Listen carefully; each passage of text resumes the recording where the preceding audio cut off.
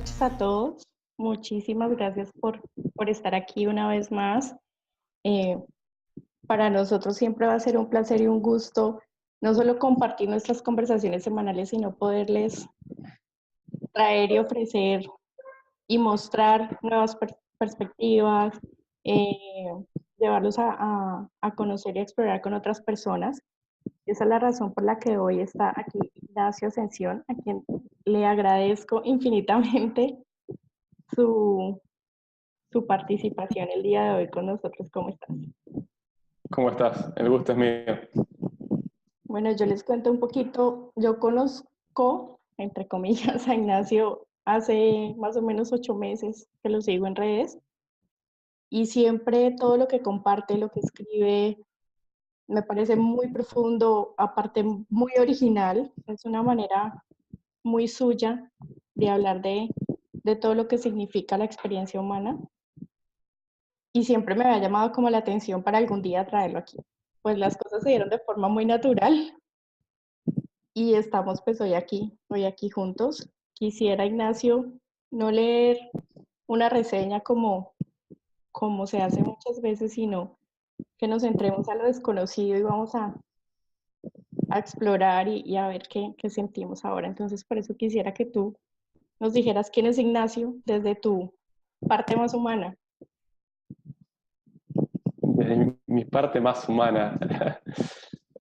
Cuesta definirse y no desde una mirada ya que es cliché un poco dentro de lo espiritual, que decir definir es limitarse y no sé quién soy porque la esencia es infinita, sino que me cuesta definirme básicamente. Pero no por nada en especial, no porque quiera quedar cool o espiritual o nada de eso, digamos.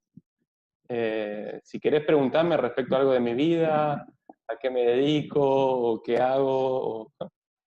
Ok, entonces definámonos por lo que nos dedicamos. Cuéntanos un poquito, yo lo que pude ver es que estudiaste psicología y en medio de toda tu carrera empezaste a desarrollar como una inclinación por conocer más allá de lo que estabas viendo en tu carrera. Cuéntanos un poquito Exacto. cómo se dio eso, cómo se dio este proceso en ti y qué ha traído a tu vida.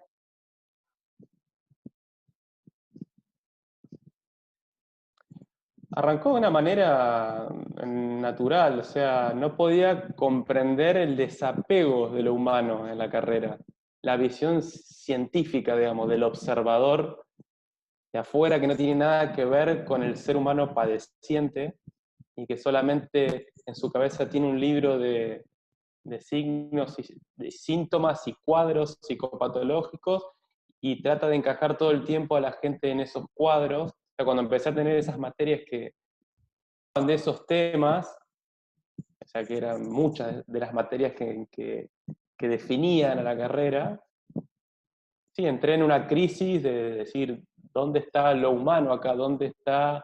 Eh, ¿Dónde está la búsqueda de quien se pone en la ayuda de otras personas? ¿Dónde está lo interno, digamos? Fuera del personaje, del psicólogo, digamos. Que en un momento sentí sí, que la persona que tenía que estar enfrente de otra persona en ese proceso creativo de dialogar y que la persona que tiene enfrente salga de esos círculos viciosos en los que entramos en la vida, tenía que tener un recorrido interno, no podía ser una cuestión simplemente de manual. Y empezaste a indagar con qué te topaste, con qué te encontraste, qué fue eso primero que viste que te hizo decir o que te hizo sentido real por fuera No, de tu no carrera. tengo un recuerdo preciso de un momento puntual. Sí recuerdo que el año 2009, que yo estaba en el tercer año de la carrera de psicología, entré con una depresión profunda, estuve todo el año deprimido. Y bueno, a partir de ahí empecé a conocer ciertos autores. Eckhart Tolle lo escuché muy poquito, después no resoné, digamos, sí lo del presente, pero por ahí por personalidad o sí, por afinidad con el ser humano de él, no resoné y como que lo abandoné enseguida. Siempre fui mucho más de lo audiovisual, tampoco fui de leer mucho. Eh, y después, bueno, estuve mucho tiempo escuchándolo, mucho tiempo, que te puedo decir, 2 o 3 años escuchándolo a Claudio Naranjo y Alejandro Jodorowsky a partir de esa época. Y después también, de vuelta, que entré como en ese momento de decir, bueno, ya está, hasta acá, y solté. Y, y bueno, después aparecieron finalmente personajes como Sergi Torre y Jeff Foster, que yo digo, acá hay como una similitud, digamos, si bien no tengo una perspectiva idéntica, pero hay como una similitud, digamos, en eso de conectar con algo interno, conectar con algo que es abundante y que es imparable, digamos, y que está conectado con el momento. Eso, que no hay como un mapa, no hay una estructura, no hay una técnica, no hay una metodología, sino que hay algo vivo, digamos, que fluye y que se desprende como la lava de un volcán y es interminable, que está, y que ese centro está más a nivel del corazón o más a nivel del ser y no desde la mente racional. Entiendo. Y creo que a muchos nos ha pasado eso en algún momento, o sea, como que empezamos a resonar con algo y de repente ya decimos no más de esto y a mirar en otra, no quiero decir otra dirección porque la dirección es la misma. Una vez que te das cuenta de cómo funciona tu experiencia, pues no hay manera de salirte de lo que ya sabes, pero sí empiezas como a escuchar, a usar otros medios, porque finalmente es lo que son y lo que somos, un medio para transmitir el mensaje. Sí, Nada más. finalmente, exacto. Finalmente abandonás los referentes. Los tenés ahí a la vista porque son como iguales, pares, y los admirás, porque lo que surge es admiración, pero soltás esa idea de ver la verdad absoluta de alguien y te das cuenta de que el maestro es ese que despierta algo en vos que estaba dormido y se despierta muy a tu manera. Yo siempre uso la metáfora no sé, o del foco, por ejemplo, que hay varios foquitos apagados y hay uno que está prendido y pasamos por al lado de ese foco y se prende esa luz, se prende muy a nuestra manera, o tenemos todo el corazón muy apagadito, latiendo muy despacito, en un modo muy moribundo, y pasamos al lado de alguien que tiene el corazón vivo, realmente vivo, y está conectado con la creatividad, con el entusiasmo, con lo auténtico, y al pasar por ahí nos damos cuenta de que es posible. Estamos todos como medio cabizbajo en una sensación de, bueno, de que a veces no hay salida, y cuando ves que alguien pudo encontrarse a sí mismo y encontrar su lugar en el mundo muy a su manera, y que eso es posible, te das cuenta de que también es posible, que cada uno puede encontrar ese lugar a su manera, o sea, dentro de la búsqueda espiritual, haciendo un deporte, siendo ama de casa, haciendo algún arte, teniendo un trabajo empresarial, siendo científico, cada uno lo puede encontrar ese lugar donde fluye, digamos. Y lo más bonito de eso es que,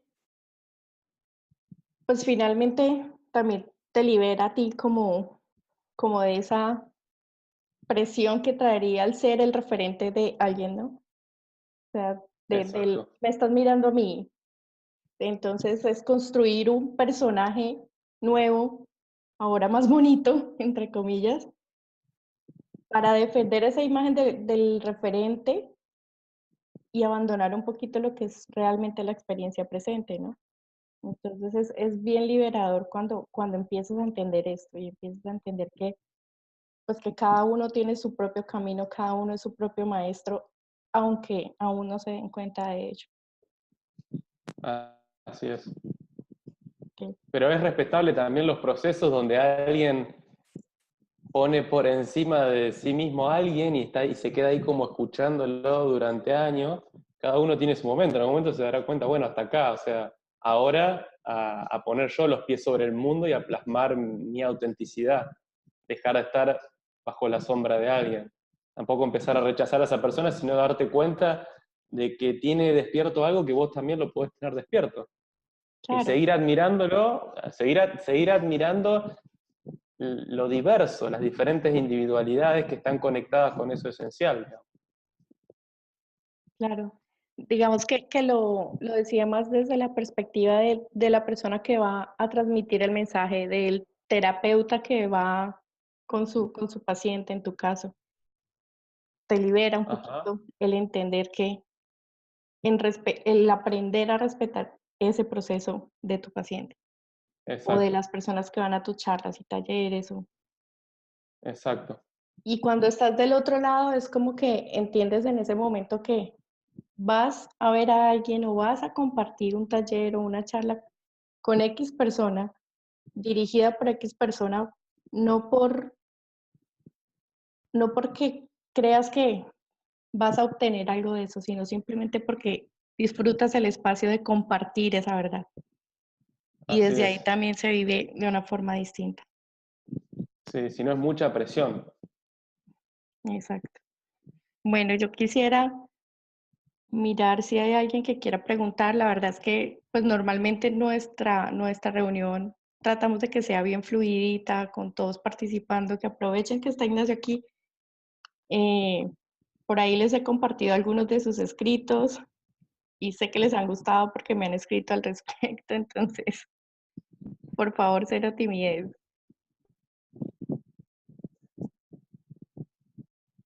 Alguien que quiera preguntar o explorar un tema.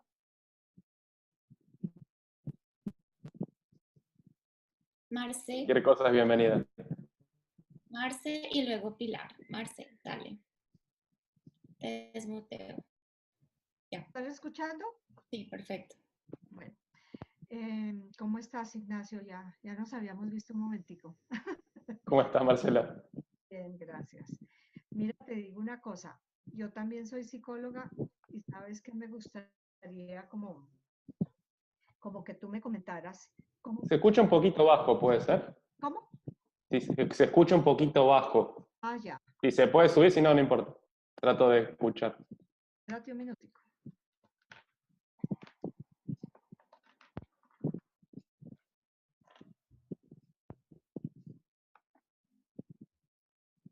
¿Ahí me escuchas?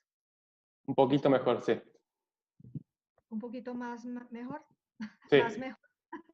Bueno, bueno. Sí, Entonces, mira, te decía que yo también soy psicóloga sí. y, y bueno, cuando empecé a estudiar los tres principios, empieza uno a tener un poquito como de cuestionamiento también de los tres principios, porque empieza como a compararlo con la psicología, independiente de lo que sea, pues uno compara porque uno viene como de una orientación y estuvo 5 años bajo como esa estructura de pensamiento. ¿Me puede hacer un mínimo acercamiento a qué son los tres principios?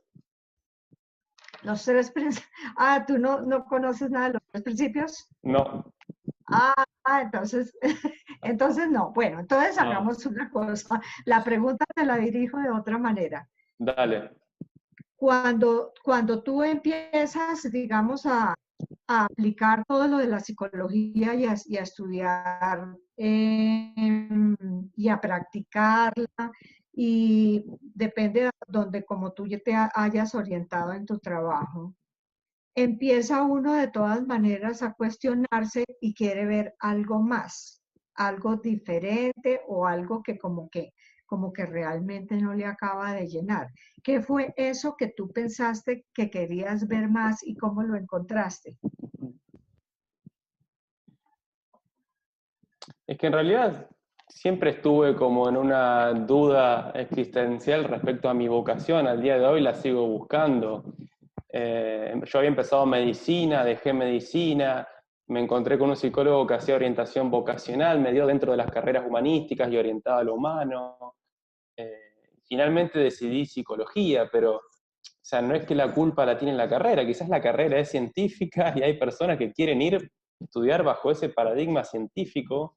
Quizás lo mío era un poco más existencial, que tampoco es filosofía, porque tampoco es que me quedo en ese regodeo del pensamiento, digamos, como que el pensamiento es lo más supremo, tampoco es, porque además yo soy una persona que piensa excesivamente, o sea, tengo un cerebro hiperpensante, pero no soy una persona lectora, o sea, lo escribo medio innatamente y de conectarme conmigo mismo, y bueno, pero no soy una persona que lo principal sea buscar libros y devorarme los libros, no, estoy lejos de eso.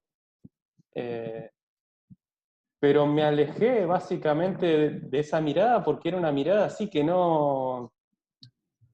Ya lo dije en varias entrevistas, por ahí no me gusta ser repetitivo, pero como que estaba al servicio básicamente de la venta de psicofármacos, y lo digo sin moral, lo digo desde una visión neutral, digamos, que no puede ser que esto sea la psicología. O sea, cada clase que entro, trastorno de algo, trastorno del otro, trastorno del otro.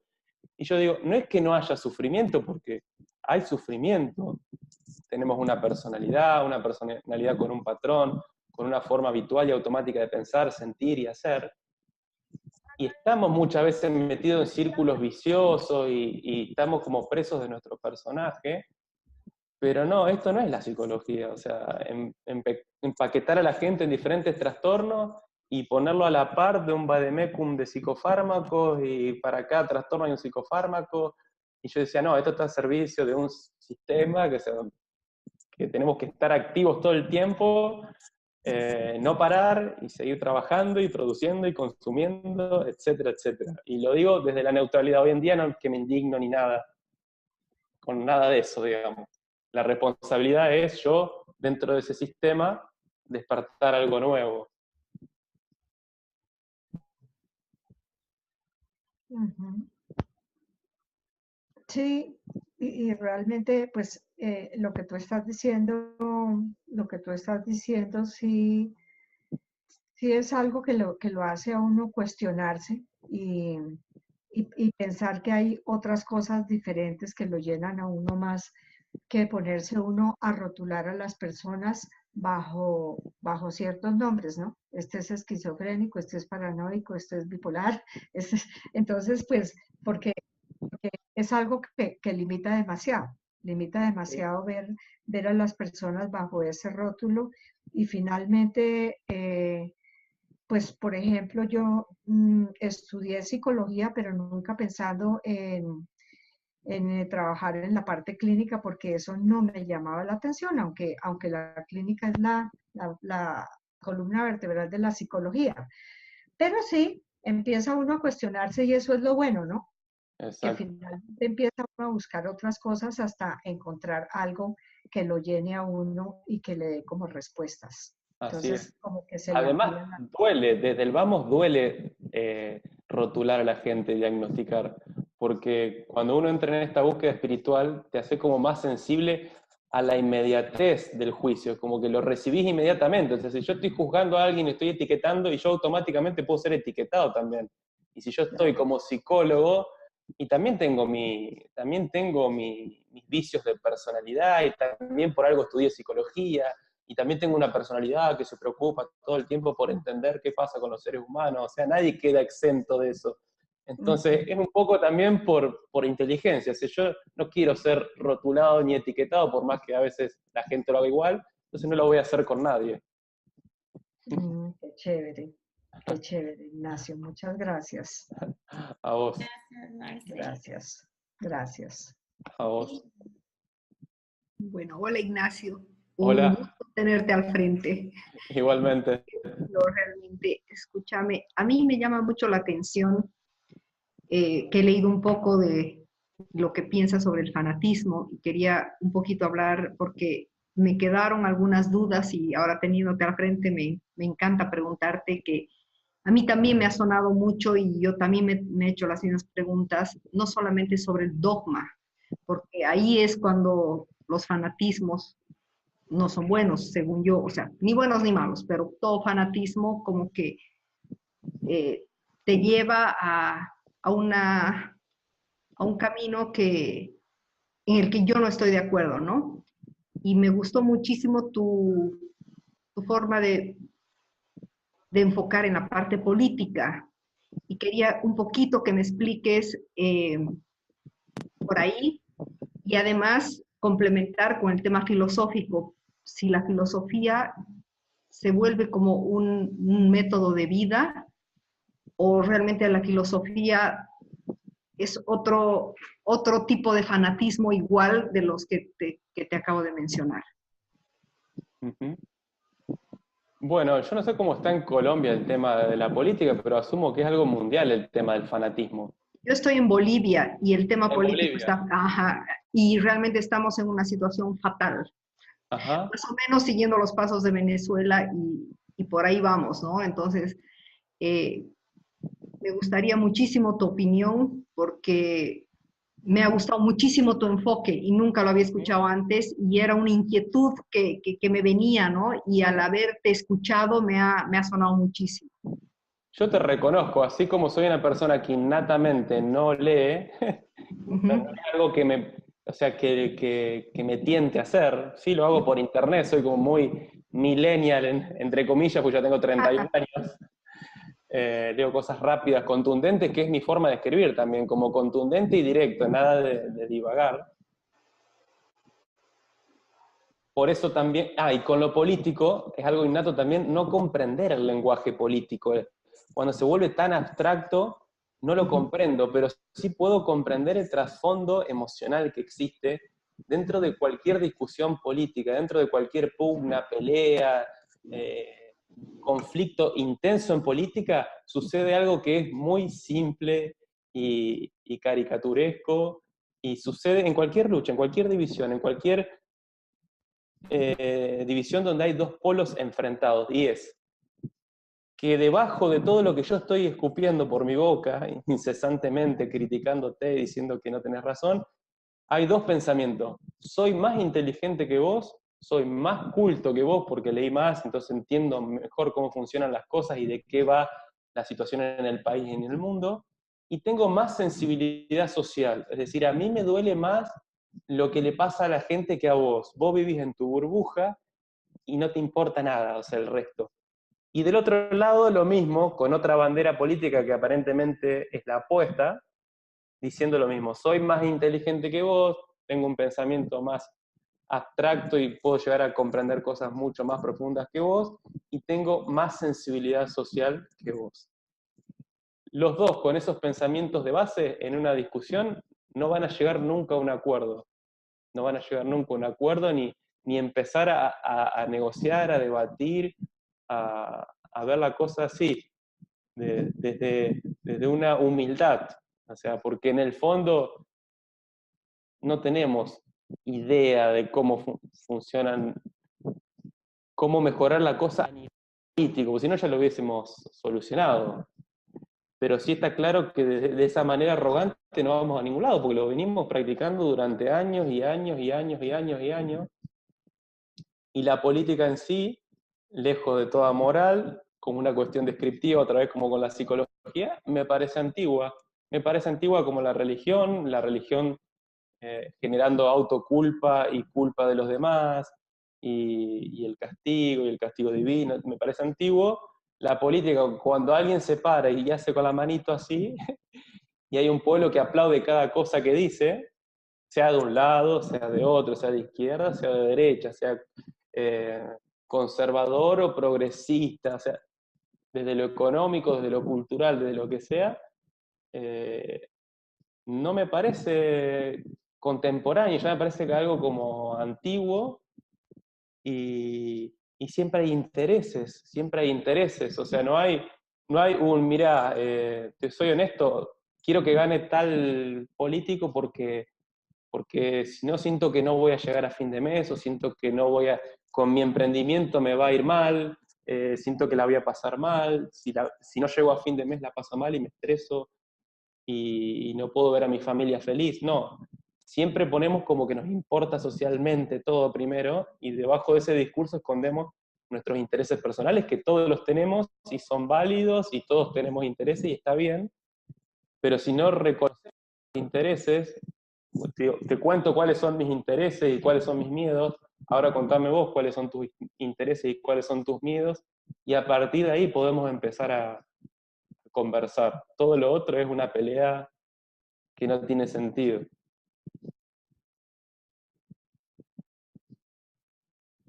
Y la filosofía, Totalmente. sí, y la Ajá. filosofía, exacto, y ahora, y la filosofía.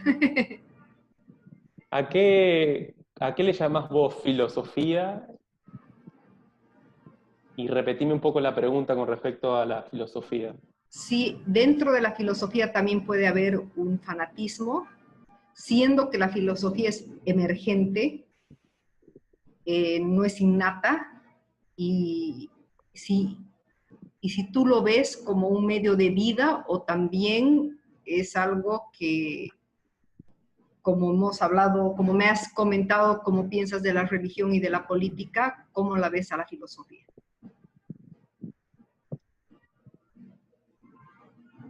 La filosofía, o sea, en sí me gusta la pregunta por el por qué estamos vivos, por qué existimos y demás. Son preguntas inagotables, pero no, yo no idolatraría el pensamiento por sobre todas las cosas. Eh, Me pasa que mucha de la gente que está en filosofía la veo del lado como de izquierda en política. Y si bien a veces desde la palabra se dice que no existe una verdad, acá hay un filósofo en Argentina que es como mediático y él siempre dice que la verdad no existe y quien te está diciendo cuál es la verdad te la está intentando imponer, o sea, te está intentando controlar, dominar, usar, manipular, etc. Pero no obstante todo ese discurso de que no existe una verdad, siempre se cuela algo en el discurso que habla eh, respecto a pertenecer a un sector político y que los otros sectores son como más tontos, o sea, lo opuesto a lo que hablamos hoy en política. Si yo soy más inteligente y tengo más sensibilidad social, ustedes son más tontos y no les interesa tres carajos la pobreza, la gente que no puede salir de la situación de pobreza hace años. Ese sería el opuesto. Entonces yo veo que hay un discurso respecto a que no existe verdad, pero sin embargo estoy como intentando colar mi verdad, que es que hay que un sector que es el que tiene más, se acerca más a la verdad que otro y que es más inteligente que otro sector. Y en este juego de yo soy más inteligente, tengo más sensibilidad social, y vos sos más tonto y tienes más intereses propios y nada más que propios, está el juego del victimismo y la soberbia. Por ciertos momentos, cuando veo que el otro palo político, el otro sector político, está llevando las de ganar, me victimizo y saco mi parte más victimista de todas. Y por otro momento uso la soberbia también, el sarcasmo, la ironía, como para decir, claro, ¿cómo no van a pensar así si no les da? Digamos. Y el altruismo dentro de la filosofía. El altruismo. El altruismo, ajá, porque es algo que los filósofos como que se creen, porque la verdad es que tampoco yo creo, no creo en su verdad, pero creen que se manejan en base a un altruismo, ¿no? Altruismo es la palabra que vos me decís, ¿verdad? De como Altruismo, totalmente ponerse en altruismo. el. Ajá. Ajá, o sea, totalmente, que es lo contrario de egoísmo, ¿no? Uh-huh. Sí, o sea, ¿quién no tiene intereses propios? Lo que hace, todos tenemos intereses propios. El tema es balancear, o sea, que no sean todos intereses míos, sino que sea eh, mitad y mitad, digamos. Es como, para mí también, a medida que doy, porque lo que hacemos, si lo hacemos de corazón, nos está beneficiando, inmediatamente beneficia a los demás. No creo en esto de pasarla mal yo para que el otro la pase bien. Ese es un dar del ego, digamos, el dar del sacrificio religioso. O sea, el verdadero altruismo a su vez vela por el propio bienestar. El otro en el que me sacrifico es egoico y tarde o temprano me lleno de resentimiento.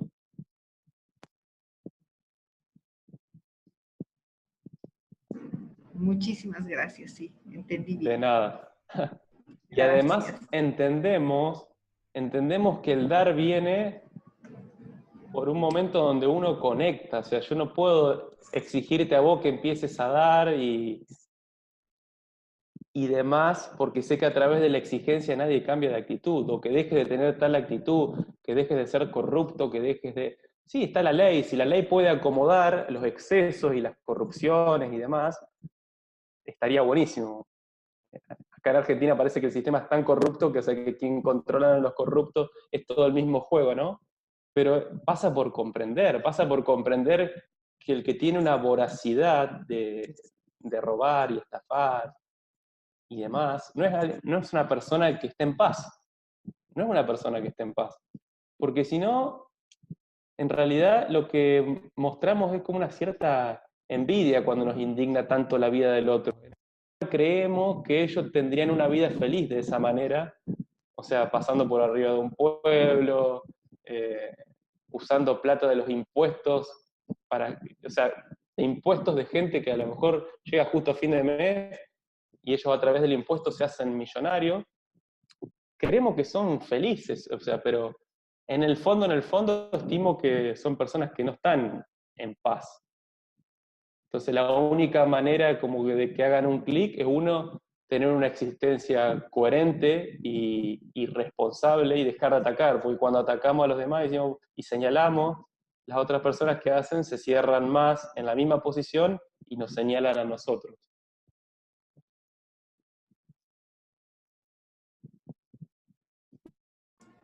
Muchas gracias. A vos. Gracias, Ignacio. Y escuchándote, Gracias. escucho muchas cosas, pero yéndonos un poco a lo que nos contabas al final, pues es como que llega el momento en el que te das cuenta que la única manera de unir eso es a través de una compasión y una compasión real, ¿no? Una compasión que viene de entender el Exacto. otro, de entender por qué actúa como actúa y qué hay detrás de todo eso, ¿no? Y creo que es un poquito como el camino en el que estamos todos aquí a través de la comprensión de nosotros mismos, porque Así no es. hay otra manera. Solo puedo comprender al otro cuando me comprendo a mí. Así es. Y de la misma manera lo que decías ahorita, solo puedo ser realmente humilde y solo puedo ser realmente bondadoso cuando eso me incluye a mí. No puedo estar excluido soy el punto de partida para todo, ¿no? Exactamente. Y lo de la política es algo que se mueve de la misma forma, yo creo que en la mayoría de nuestros países y quizá en el mundo entero, solo que de unas formas distintas. Y es tan claro que cuando entiendes, empiezas a salirte de ese juego porque es lo único que tú puedes hacer. Si sigues metido dentro del mismo sistema, pues avivas esa pelea, avivas el malentendido, avivas toda esta lucha innecesaria y falsa además. Así Y es. solo saliéndonos, viéndolo en perspectiva y saliéndonos de esa lucha sin Es rechazarla. cierto, Es, es, es es, cierto que lo que uno... Ajá.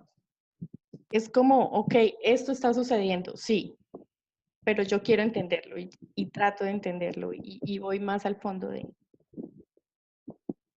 Así es.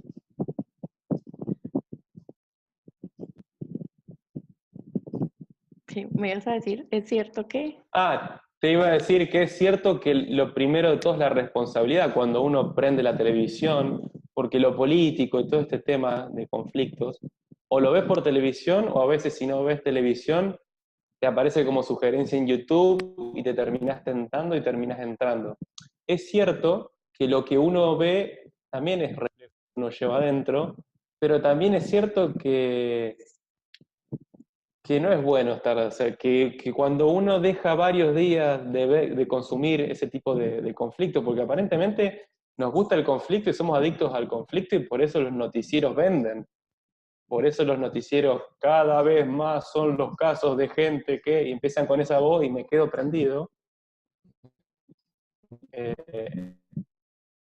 saben que nos gusta el conflicto y por eso nos mandan eso todavía. Y es cierto que cuando uno deja de ver varios días, cambia, la energía cambia, o sea, que ya estás en otra, o sea, que no estás atento a ese conflicto irresoluble. Es cierto, es cierto. ¿Alguien más quiere preguntarle a Ignacio? Yo quiero redondear un tema que expresabas al final sobre el tema de dar, es decir, de que todos tenemos o queremos pues algo de beneficio o queremos cosas, pero basados también en la comprensión y en entendernos, pues el tema es cuando buscamos el bien común, eso me incluye, ¿sí? No estoy buscando mi bien personal o por encima de, o por debajo de, ¿sí? Como tú decías, de pronto siendo la víctima de una situación. Entonces se ve desde otra perspectiva totalmente distinta y es, claro, sí quiero cosas, sí deseo cosas, pero se vuelve un tema que es para todos, no solamente para mí, no me excluye, pero tampoco excluye a los demás, nos incluye a todos. Ujú. Sí, pasa que cuando tu vida, el otro día escuchaba que los trabajos conscientes son aquellos en donde ya no existe casi frontera entre tu vida privada y la vida pública, o sea que sos parte de lo que haces, gran parte de lo que haces sos eso, digamos, directamente. Y me perdí un poquito, ¿qué te iba a decir? ¿Cómo era la pregunta que me habías hecho?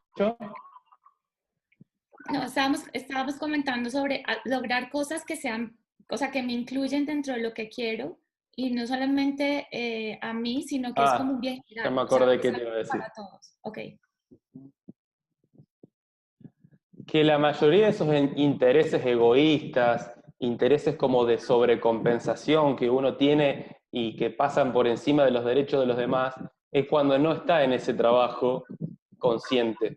Es decir, como si uno se dedica todo el día a hacer eso que es natural a uno y que fluye y que a su vez que te estás dando, le estás dando a los demás, porque lo disfrutás y encima alguien lo recibe y lo toma como un beneficio, ya no te queda tanto resto del día como para sobrecompensar tus carencias, digamos, porque estás tan conectado a lo laboral, sos tan eso, en vez de cuando estamos todo el tiempo haciendo lo que no nos gusta, lo que nos llena es el consumismo y esa avaricia que es interminable, digamos, y ahí es donde pasamos por encima de los demás porque no hay nada que nos llene en ese consumismo eh, y en esa zanahoria adelante que nunca nos alcanza, digamos.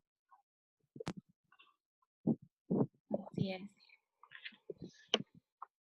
Súper. No sé si alguien más quiera compartir. Sí, ¿está bien lo que te dije? ¿Era justo lo que me preguntabas? Sí, sí, totalmente.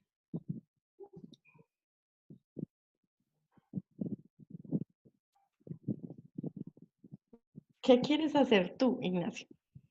Cuando vas a un taller, cuando vas a una charla, cuando vas con el paciente, ¿cuál es tu propósito?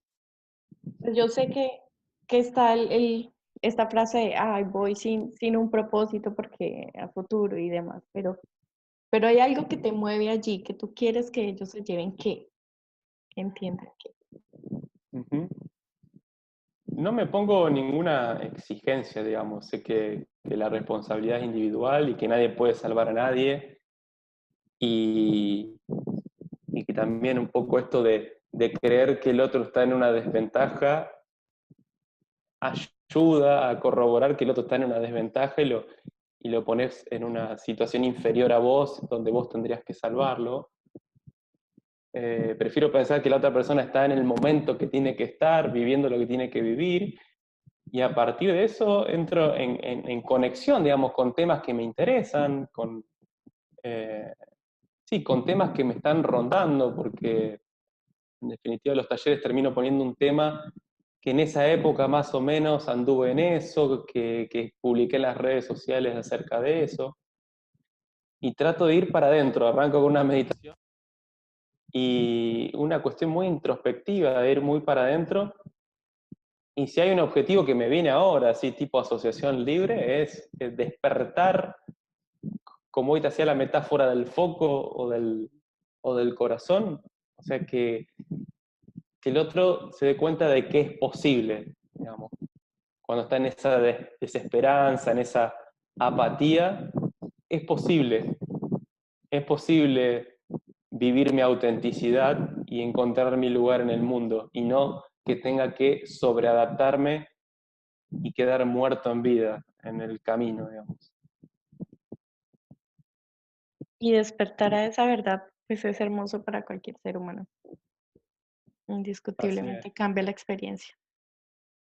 así es. ¿Tenemos manitas levantadas o no, Clau? Bueno, están muy calladitos hoy.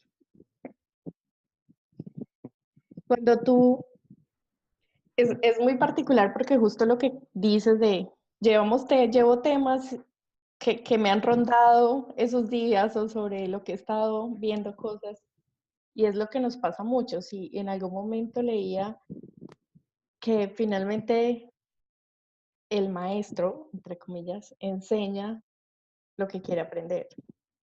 O sea, el Ujú. verdadero maestro va a ese lugar. Lo leía en un curso de milagros y Así es, eso lo escuché.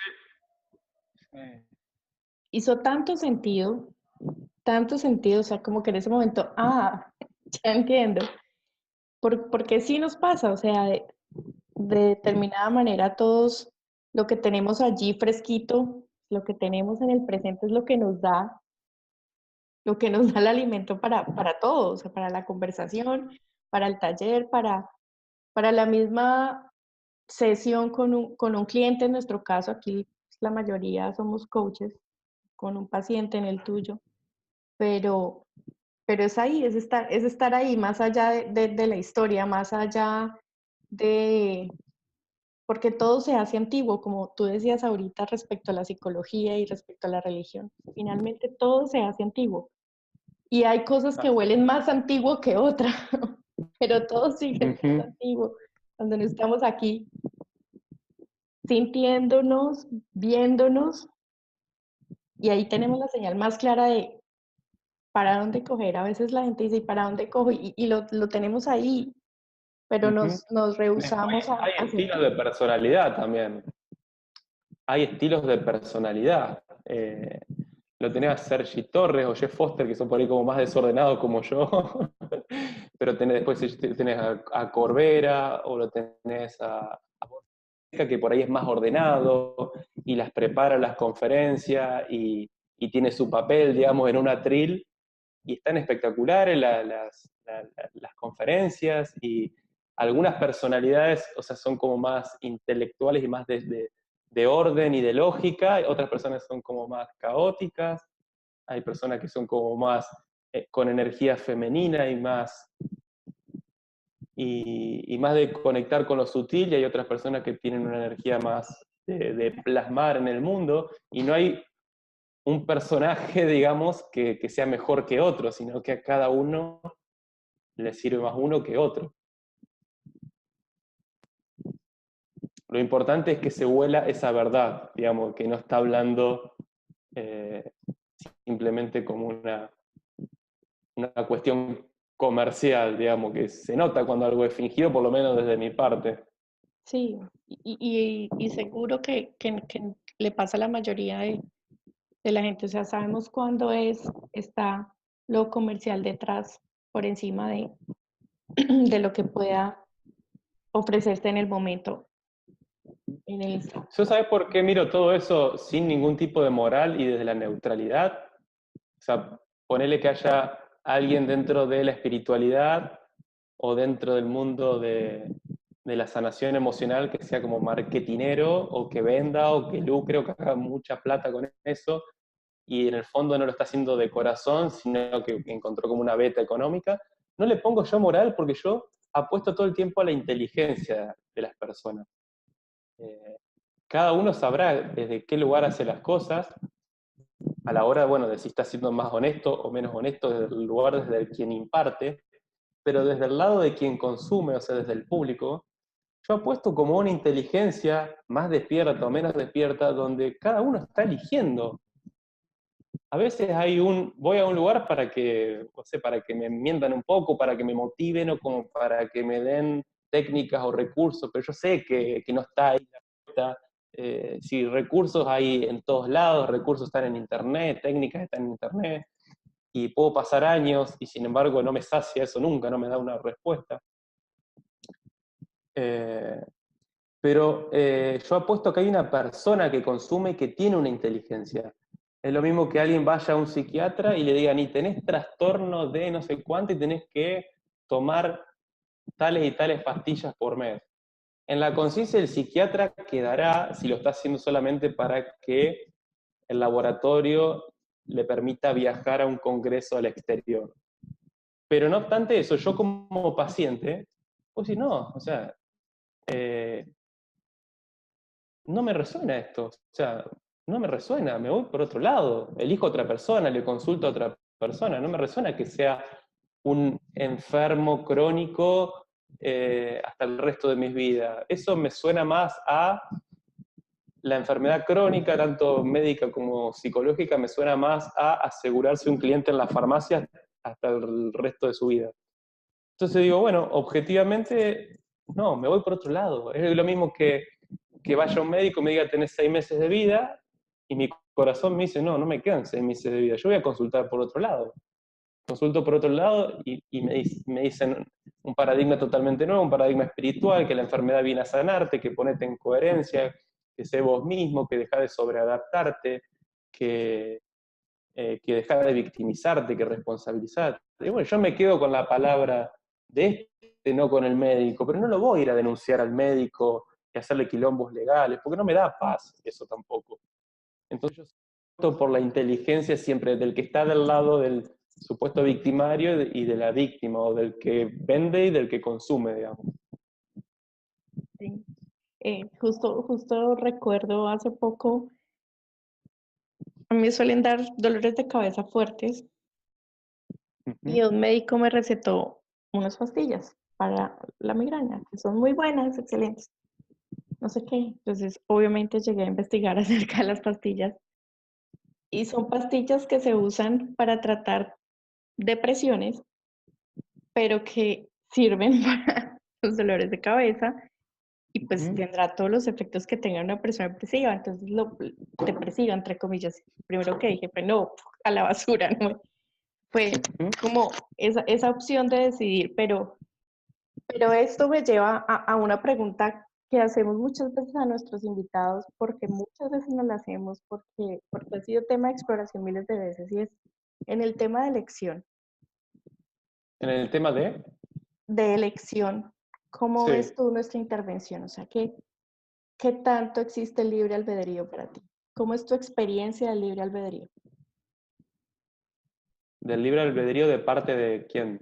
Del, pues en este caso, tuya o del ser humano, Ah. ¿qué has visto al respecto? Sin decir esto es o no es la verdad, pero en tu experiencia, ¿existe el libre albedrío o estamos sujetos a esta voluntad suprema todo el tiempo?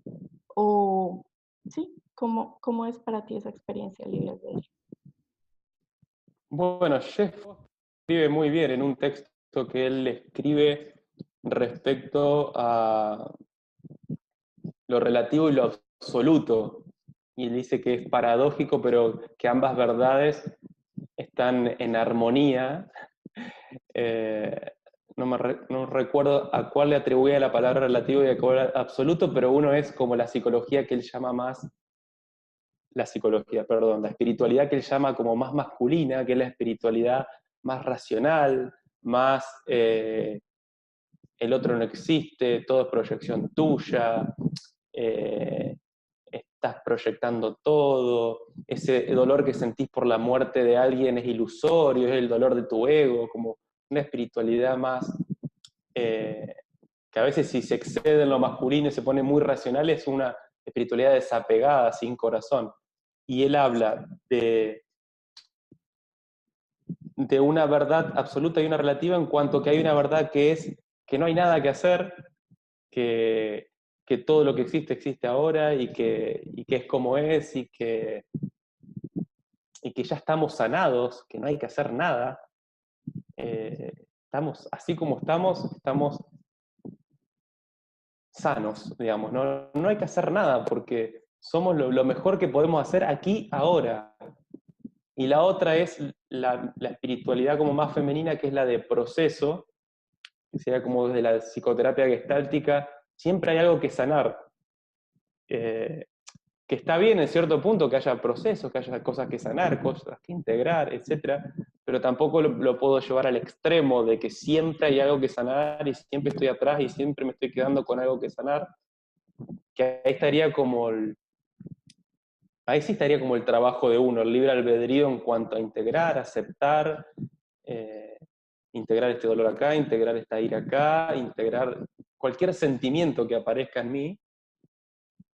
Y por el otro lado estaría la espiritualidad como más masculina, que si se va a ese extremo se puede volver muy mal, pero en cierto sentido es verdad que estamos en nuestro momento y no tenemos nada que sanar, que el tener que sanar todo el tiempo es una ilusión de la mente, es una zanahoria que no termina nunca. No sé si fui claro o fui muy confuso. No, súper valioso y además, como te decía, es un tema que hemos explorado en muchas ocasiones, porque sí siempre está como esta duda entre qué tanto poder de acción real tengo, ¿no? Entendiendo que finalmente estamos en un momento, por llamarlo de alguna manera, en un nivel de conciencia determinado, y lo que no estás viendo ahí no es una posibilidad de elección para ti en ese momento, pudiendo estar existiendo, pero no lo estás viendo tú. Entonces, como que de cierta manera siempre estamos sujetos a lo que estamos siendo conscientes en el momento. Y eso no depende de nosotros. O sea, es como la sensación que nos ha, y se relaciona pues un poco con lo que dices. ¿Sí? Hay como una parte que es la que yo puedo integrar, pero hay otra en la que definitivamente pues... El gran dilema humano, digamos, de cuánto creo y cuánto ya está todo, o sea, cuánto poder de creación tengo y cuánto ya está todo dado, o sea, que yo estoy viviendo una experiencia que, o sea, que ya me fue atribuida, o cuánto acciono en el mundo y cuánto fluyo, o sea, ese arte que hay que ir manejando todo el tiempo. No es que fluir y me quedo en mi cama las 24 horas, digamos. Es mitad y mitad todo el tiempo, digamos. Y muchas veces incluso en el mismo fluir nos empezamos a desviar de la realidad del fluir y es, muchas veces encontramos el obstáculo, estamos sintiendo en este momento la rabia y la tristeza y ya creemos que eso significa que no estamos fluyendo. Así es. Cuando el fluir lo integra todo. Sí, el ego espiritual, donde es todo positivo, digamos. Tiene que ser todo positivo. Paz, armonía. Eso. Marcela levantó la mano otra vez. ¿Sí? ¿Tienes pregunta, Marce? Dale.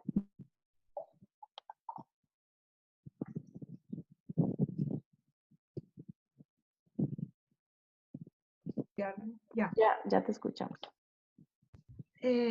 Ignacio, ¿sabes qué? Tengo dos preguntas. Dale. Una pregunta curiosa Sí. que he referido varias veces a la espiritualidad masculina. Yo digo, Así la define Jeff Foster, digamos, cuando habla de una espiritualidad masculina, que él cuenta cómo ha visto a maestros espirituales, por ejemplo, donde alguien lloraba porque se le había muerto a alguien y le decía frases como esa es la ilusión de tu ego, te estás apegando a tu ego, en realidad esa persona no existía, estaba en tu mente. Como eso bien racional, digamos. No sé si me explico. ¿y no existe la espiritualidad femenina?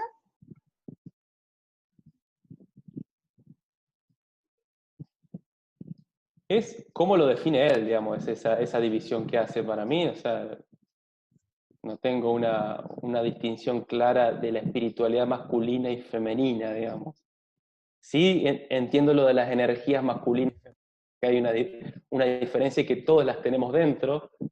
Los problemas empiezan cuando nos vamos mucho a la femenina, nos vamos mucho a la masculina, pero no, en espiritualidad no tengo una distinción así radical de qué es masculino y qué es femenino. Ya. Bueno, es que como te oí hablar como 2 veces de espiritualidad masculina, yo dije, bueno, pues me pareció como raro, ¿sí? Simplemente. Bueno, y otra pregunta que te quería hacer capciosa es, ¿qué es lo que te apasiona hoy en este momento como de tu vida de hacer? ¿Qué es lo que me apasiona? Me gusta el arte en general. Me gusta escuchar música, ver películas, ver series. Me gusta lo que contenga arte, pero no el arte exagerado, el arte estrafalario por una cuestión egoica, digamos, del especialismo, sino lo que tenga belleza y autenticidad y amor. Creo que esas son las 3 palabras que entran dentro del arte. Gracias. Qué bonito, porque además creo que es lo que tú reflejas. Esas 3 cosas, de verdad. Gracias. Creo que está latente en ti. Y sí sé que te gusta la música porque sí te he escuchado cantando, sé que te apasiona cantar. Y asocio muchas veces textos a canciones, Ujú. que me he tomado la tarea de subtitularlo desde mi precariedad en el conocimiento del inglés. Pero me gusta ese proceso de primero sentir como conexión con una música, después buscar la letra, o si es que no conozco la canción de antes, y ver esa relación con un texto, me gusta. Qué bonito. Finalmente es eso, ¿no? Empezamos a buscar la maravilla detrás de todo, a buscar el milagro detrás de todo, la belleza detrás de todo, incluso detrás del conflicto, incluso detrás de las tendencias políticas, de cualquier cosa. Y eso cambia. Así es. Es lo mejor que podemos hacer en este momento, seguro. Y porque esa forma, vos nombraste la política, esa forma, hay una forma de estar en el mundo, una forma política, que no es la política en sí, sino es como es la forma psicológica, como te decía hoy, la arrogancia y la supuesta sensibilidad social que el otro no tiene, es una forma que puede estar en alguien que está cercano a la política o en alguien que está alejado de la política. Entonces yo me puedo dar cuenta de cuando aparece el político en mí, digamos. Uh-huh. Entonces por eso no me indigno tanto cuando lo veo, sino que puedo decir, ven, mira, esa forma de pensar yo la uso en otros aspectos, en otros ámbitos, la tengo. Entonces inmediatamente es como que suelto la indignación o suelto el rechazo porque digo, bueno, eso está en mí y lo tengo que aceptar en mí y a lo mejor esa sea mi tarea nomás, no corregir al otro, ni adoctrinarlo, ni decirle cómo son las cosas, sino simplemente integrando mi soberbia y mi mirada cortita, chiquita de creer que yo sí tengo sensibilidad social y la mayoría no. Nadie sufre el dolor ajeno como yo. Sí. Reconociendo el dictador que hay dentro de cada uno de nosotros, ¿no? Exactamente. Cuando salta. Exactamente. Ignacio, muchísimas gracias por tu tiempo, por estar aquí. Sé que en Argentina está tardísimo, entonces, pues de verdad, un abrazo inmenso. Esperamos que nos puedas acompañar en otra ocasión. Será un gusto tenerte, ha sido un deleite escucharte y estoy seguro que para todos ha sido un momento de mucho disfrute. Un gusto y saludos a todos. Pilar, Jenny, Marcela, Claudia y Gloria. Los vamos a desmutear a todos para que se despidan. Gracias. Muchas gracias. Un gusto y muchísimas gracias por tu pasión.